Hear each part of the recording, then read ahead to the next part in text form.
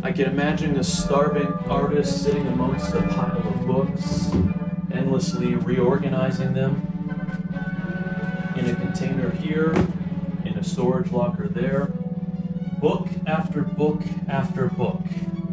For what purpose?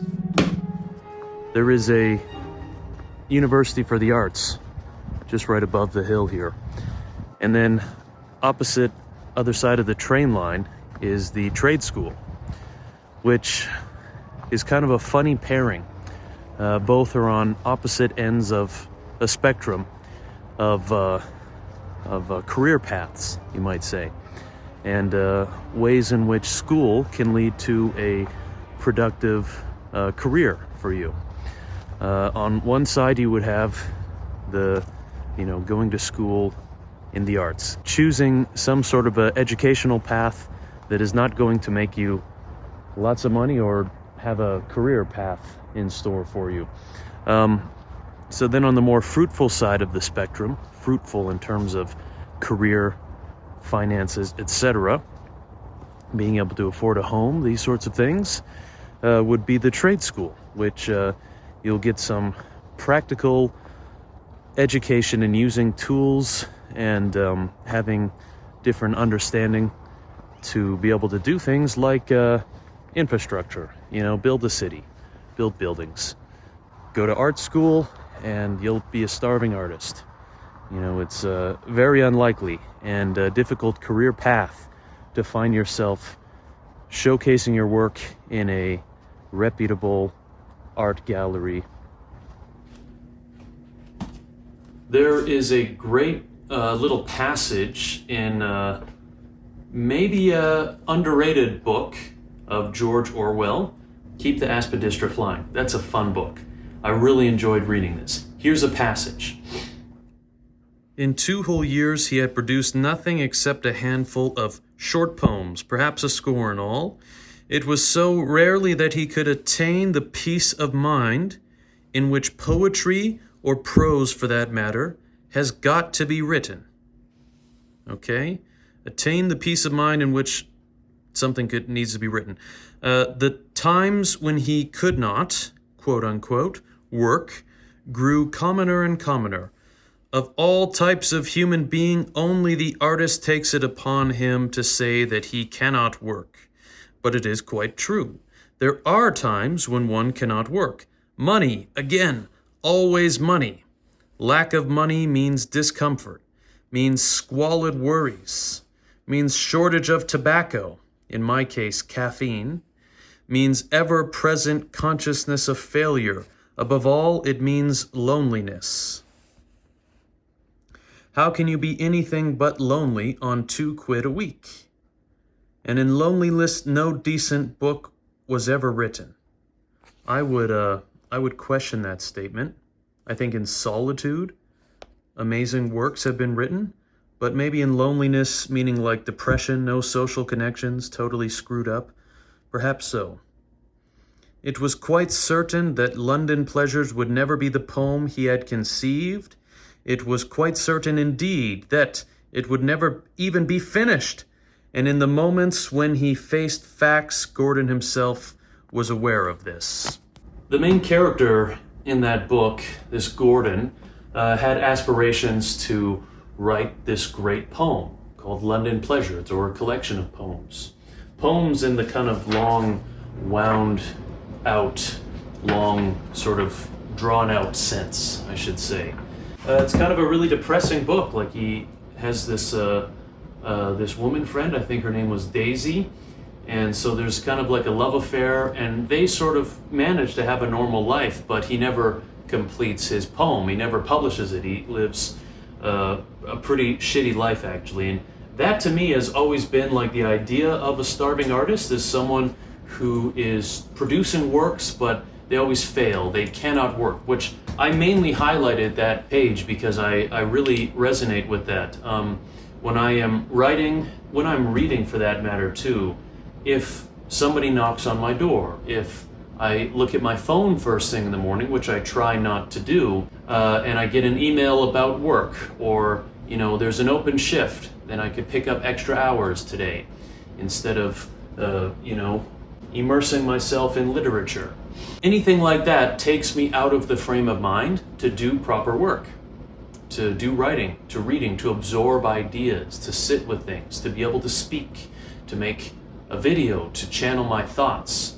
And so there are many instances where one simply cannot work. So I resonated with that. And then money's a theme. You know, this poor Gordon is totally poor. He's down and out, which, by the way, another great book, nonfiction by George Orwell, is down and out in London and Paris, just living in a lowly state. And there's one line that I will never forget from that. He's talking to, I think his name is Boris, his like Russian roommate, in this place that has like cardboard thin walls. And Boris says to him, "Money is the easiest thing in the world to attain. Money is the easiest thing in the world to get." And in some fundamental sense, I just thought that was so true. I mean, this is written, or this is being spoken by a person to another person who are totally poor, down and out, living in a place with cardboard thin walls. But yet saying those words is so utterly true. Money is the easiest thing in the world to get. What that represents is that money is easy to get. You can sell your time for money. Anyone can do that.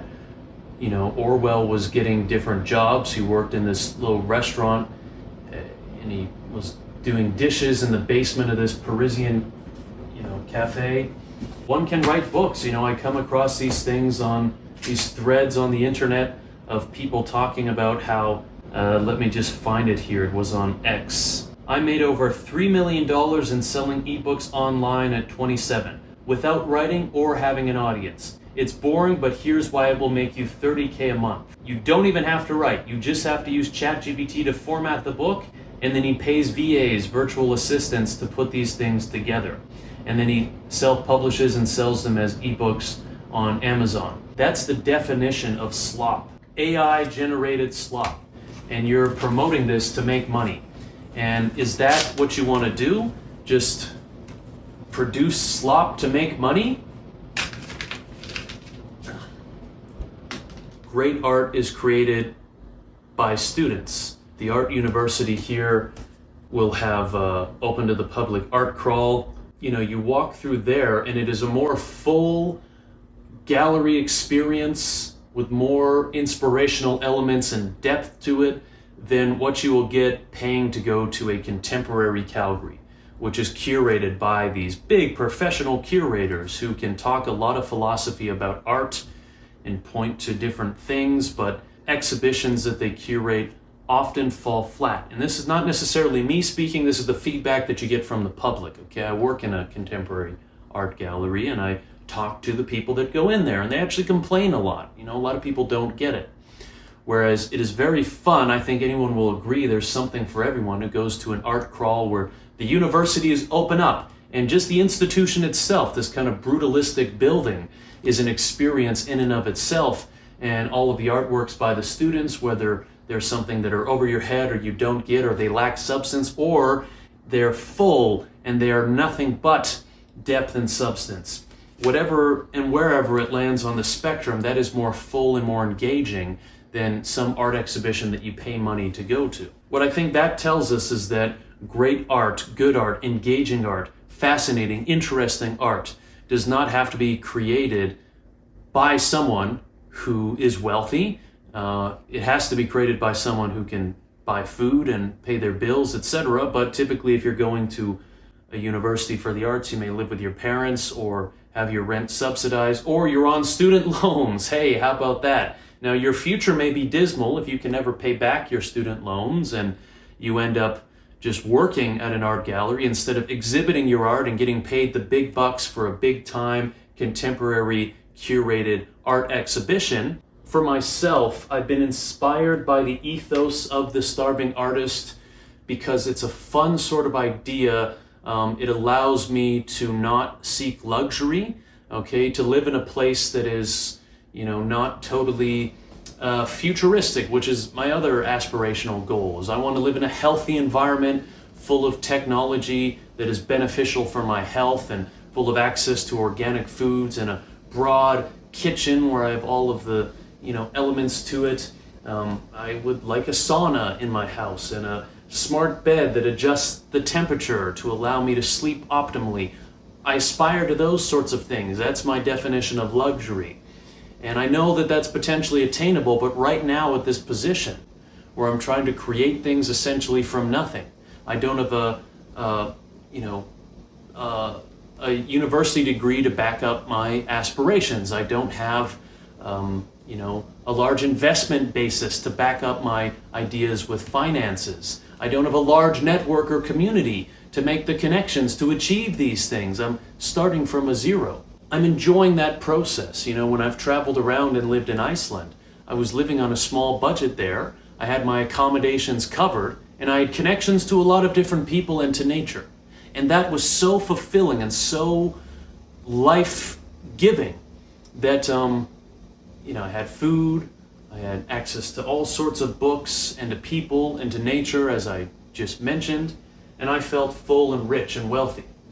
And so I think when you're starting from this position to embody that idea of a wandering artist, a starving artist, I hope that you're not actually starving, and I hope that you have access to food. But hey, there's always the food bank, You can always steal food from Walmart if it comes down to it.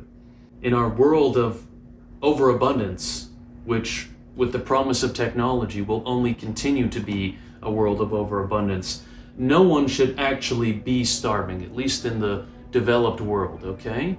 And so therefore, you can pursue your artistic passions and have an aspiration to achieve a greater standing in society, a greater standing in your financial capabilities, etc., your ability to have a family, to live somewhere sustainably, okay? You can aim for and achieve those aspirations and do your art at the same time. Somehow, there is a pathway towards that, and it doesn't have to be choosing going to trade school or going to art school. And those two things can actually be the same thing, which they are. There's such an art in building, in creating, and engineering. Not much different than there is an art in, creating a great poem and producing your life's work, and it doesn't have to come down to money, and you don't have to just struggle. And if you are struggling, and if it is coming down to money, embrace that shit. Enjoy the path of the starving artist. Allow yourself to be the hipster that gentrifies a decaying neighborhood. Wherever that is, follow that path, pursue that goal, and you'll enjoy the hell out of it along the way and all of the struggle. So it's this long, meandering process and procedure, but it is possible and it is there for any of us to attain, and that's the ethos of the starving artist, as far as I see it.